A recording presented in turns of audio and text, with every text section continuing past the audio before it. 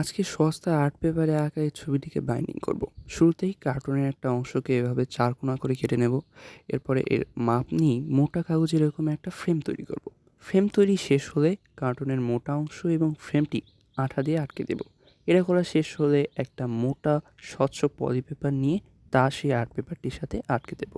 এরপরে সেই কাগজটি পেপার সমেত তৈরি ফ্রেমটির সাথে আঠা এবং টেপ দিয়ে ভালোভাবে আটকে দেব।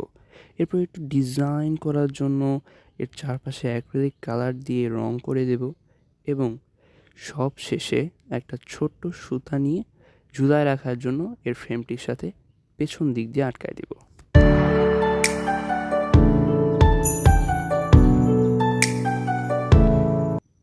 And here we have our সস্তা বাইন্ডিং। তা ভাই দয়া করে সাবস্ক্রাইব করার জন্য আমার কিপটেমি করবেন না যেন। Subscribe and Y arts.